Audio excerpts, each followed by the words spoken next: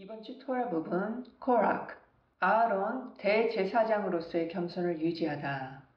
창조주께서 나는 통회하는 자와 심령이 겸손한 자와 함께 거하노라 라고 말씀하셨고, 거룩한 슈키나는 특히 심령이 겸손한 사람과만 머물고 거하십니다. 시나이 산 자체가 그 점을 증명하고, 나아가 우리 현자들은 창조주께서 자신을 낮추는 사람을 높이신다고 하셨습니다. 본질적인 원리는 정신의 겸손, 사람이 자신의 눈에 아무것도 아닌 존재로 여겨지고 항상 끊임없이 탐구하는 것이기 때문에 창조주를 섬기는 법을 배우기 위해 매 시간 매 분마다 기록된 바와 같이 항상 그의 임재를 구하십시오. 그리고 자기 세대에서 가장 위대하고 세대의 우두머리가 된다. 참여자는 항상 이렇게 말해야 됩니다. 나 자신이 창조주의 종으로서의 역할을 받아들입니다.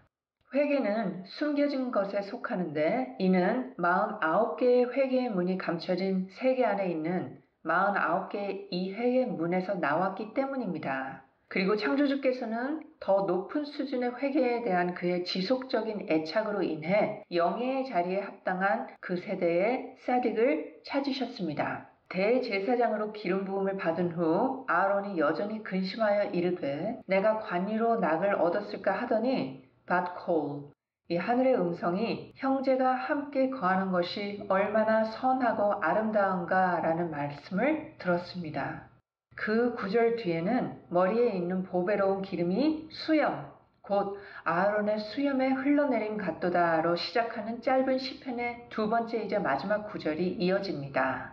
모든 망명자들의 라비인 리잔스크의 엘리멜레크께서는 진실로 창조주를 섬기는 사디킴들이 그들이 하는 모든 일이 창조주를 위한 것인데도 불구하고 이 세상에서 쾌락을 취했다고 의심하며 늘 걱정하는 것이 그들의 방식이라고 설명하셨습니다. 그러한 사람은 어쩌면 자기 자신이 물질적 이익과 즐거움을 위해 모든 것을 하여 혹시 모를 자신의 위대함을 추구하는 등의 느낌으로 자기 성찰을 하게 됩니다. 제사장 아하론 자신도 자신이 대제사장으로 기름 부음을 받았을 때 어떤 개인적 쾌락과 자기 영광과 자기 자신의 높은 지위에 있어서 창조주를 위한 것이 아닌 감정을 경험한 것이 아닌가 하는 두려움으로 괴로워했습니다.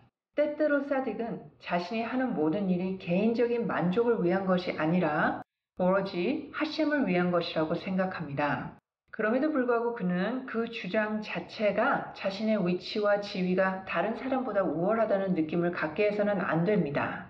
자신의 행위가 참으로 거룩한 예배의 본성이라는 것을 깨닫고 자신의 마음의 감동에 반응하면서, 그럼에도 불구하고 그는 이러한 선행을 스스로 정화한 것이 아니라 창조주의 선물로 이룬 것임을 파악해야 합니다.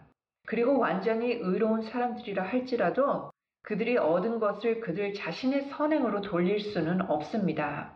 창조주께서 자신이 창조하신 사람들의 유익을 위해 가져오신 값없는 선물인 것으로 봐야 합니다.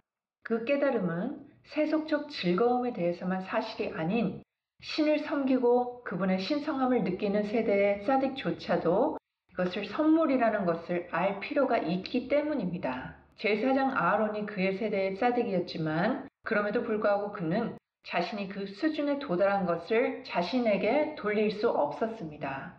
그가 성소에서 얻은 것도 자기 행위와 업적으로 말미암은 것이 아닌 오직 창조주께로부터 말미암은 것입니다. Comment.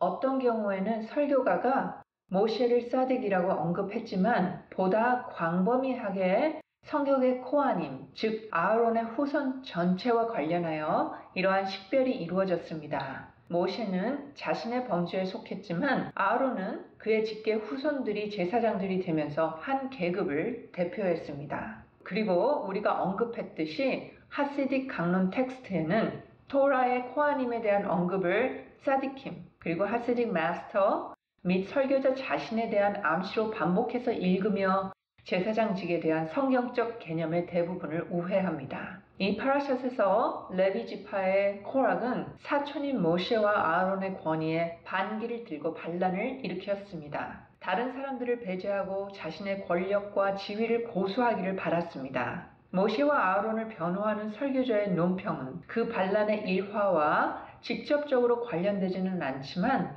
강론 전반에 걸쳐 더 일반적으로 들리는 주제와 관련하여 가치성을 가집니다. 토라에서 창조주께서는 모세를 백성 중 가장 겸손하다고 말씀하셨고 라비 앱스타인께서도 모세의 형제 아론의 겸손에 대한 주장을 세워 겸손 자체의 중요성을 확립시킵니다. 그는 라비닉 자료에서의 낮은 산으로 묘사하는 시나이 산을 언급합니다. 그 자료들에서 창조주께서는 시내 산을 선택하실 때 더 높은 산들을 무시하셨을 뿐만 아니라 키 큰 나무들을 무시하시고 대신 작은 가시덤불을 목자 모세에게 말씀하시는 배경으로 선택하셨습니다. 삶의 모든 활동 영역에서 누구도 자신의 능력과 재능을 창조했다고 주장할 수 없습니다. 그 누구도 자신의 마음이나 몸을 창조할 수 없습니다.